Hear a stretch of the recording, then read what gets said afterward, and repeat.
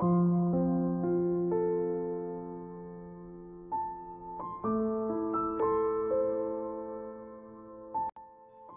wanita yang menjadi nyonya kita? Cantik sekali. Iya, aku baru pertama kali melihat kecantikan yang begitu sempurna seperti ini. Benar, aku yang sebagai wanita saja langsung jatuh cinta pada pandangan pertama. Pantas saja Tuan langsung terburu menjemputnya. Bisik-bisik para pelayan menggunjing yang tak begitu terdengar jelas oleh si tokoh utama. Sepertinya mereka lagi ngomongin aku deh. Ya wajar juga sih, karena aku orang asing yang tiba-tiba menjadi bagian dalam rumah ini. Sudah pasti mereka bertanya-tanya dan merasa aneh. Batin Liliana menatap pada jajaran para pelayan yang masih menundukkan kepala hormat. Deheman keras seseorang menghentikan keributan itu, membuat suasana menjadi hening seketika. Selamat datang Nyonya, saya akan mengantar Anda ke kamar. Seorang lelaki berseragam berbeda dari pelayan lain yang sepertinya seorang pengurus rumah. Mari Nyonya, ikuti saya. Dengan anggun dan hormat dia mempersilahkan dengan gerakan tubuh. Sejenak Liliana menatap dalam diam pada penampilan lelaki tersebut. Sepertinya dia seumuran dengan lelaki yang sudah menjadi suamiku. Dan dilihat dari pakaiannya yang memakai setelan jas formal rapih begini, apa dia memiliki jabatan tinggi di sini ya? Nyonya, teguran lelaki itu membuyarkan lamunan. Oh, maaf, saya malah melamun. Senyuman malu Liliana lalu dengan nurut mengikuti langkah lelaki tersebut yang melewati sekumpulan para pelayan dan membawanya melewati beberapa koridor, juga ruangan-ruangan lain. Hingga langkah kaki mereka pun berhenti tepat di sebuah pintu tunggal bercat putih. Ini kamar Nyonya dan Tuan, kata lelaki tersebut menunjuk pintu kamar. Yah, terima kasih. Gadis yang sangat cantik dan ramah. Batin lelaki tersebut merasa terenyuh akan sikap dan senyuman indah dari gadis cantik di hadapannya. Tak perlu berterima kasih karena ini memang sudah menjadi tugas saya. Jika ada yang Anda perlukan, Nyonya bisa panggil saya lewat panggilan interkom di atas nakas. Kalau gitu saya pamit undur diri. Selamat beristirahat dan selamat malam Nyonya. Lelaki itu sedikit membungkukkan badan dan hendak berbalik. Tunggu, cegah Liliana menghentikan pergerakan. Lelaki itu kembali menoleh menghadap. Iya Nyonya, kalau boleh tahu nama Anda siapa? Anda bisa memanggil saya Pak Kim, ucapnya dengan senyuman kapitalis. Oh, begitu ya?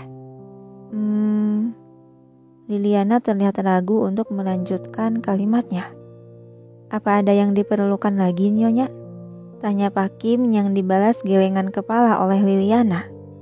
Kamar ini, apa ada kunci duplikatnya? Tunjuk Liliana pada pintu kamar yang akan menjadi kamarnya. Tentu.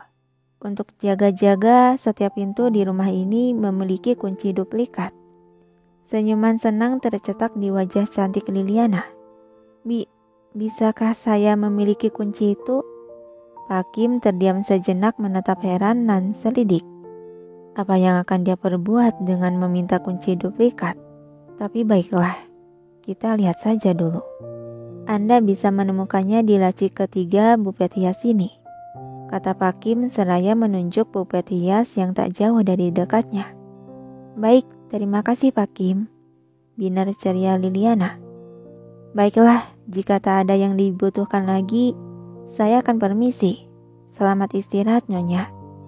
Undur diri Pak Kim menundukkan kepala hormat lalu berbalik pergi.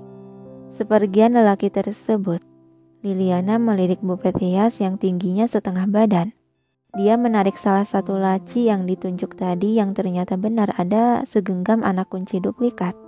Dengan senang hati dia mengambil segenggam anak kunci tersebut lalu berjalan riang ke arah pintu tunggal dan memutar handle pintu hingga pintu itu terbuka.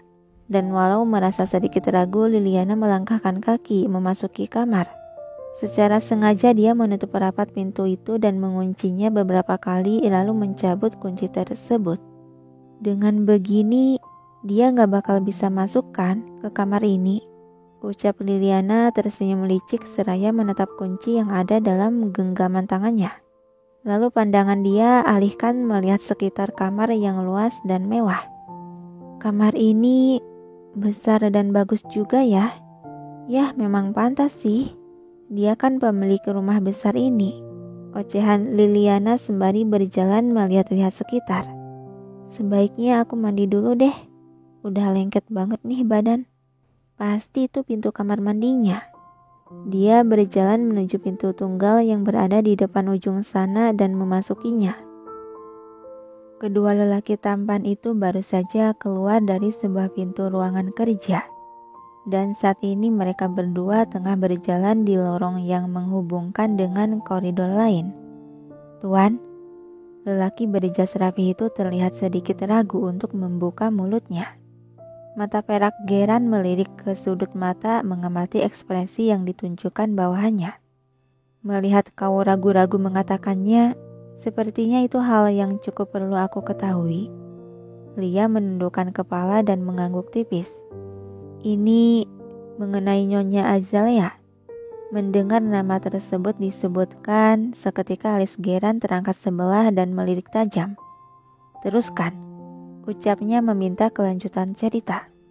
Walau merasa sedikit tertekan akan aura dingin dan gelap yang terpancar dari lelaki yang sebagai majikannya itu, Liam kembali membuka mulut untuk menjawab.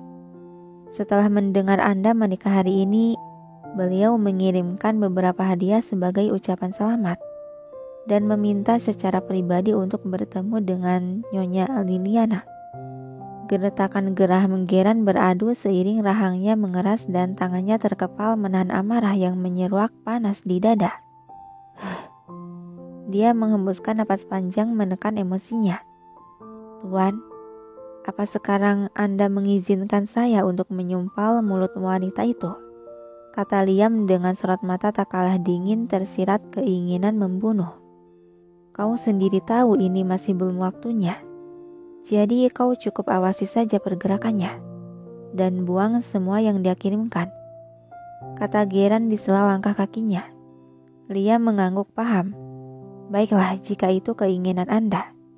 Dan soal kiriman darinya, Tuan tak perlu pusing karena saya sudah mengirimkan balasan atas hadiahnya.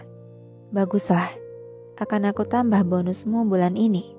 Balas Geran memberi tepukan di sebelah bahu sekretarisnya itu.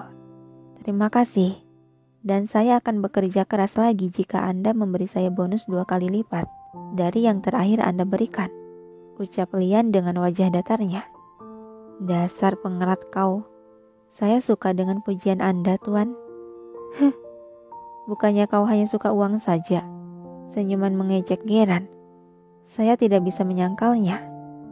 Sampai di pertigaan lorong, tak sengaja mereka berpapasan dengan seseorang yang sepertinya baru pulang dari mengantar Liliana. Paki menundukkan sedikit badannya memberi hormat pada sang majikan, yang seketika langkah Geran juga Liam terhenti. Kau sudah mengantar istriku. Iya Tuan, Nyonya sudah berada di dalam kamar. Selain itu, kau sudah menyiapkan semua yang dia butuhkan kan? Tanya Geran sadar kalau Liliana dibawa tanpa persiapan pas, sehingga tak banyak barang, hanya beberapa lembar pakaian serta barang yang dianggap penting yang dibawa oleh gadis itu yang secara dadakan dijadikan istrinya. Anda tidak perlu khawatir soal itu.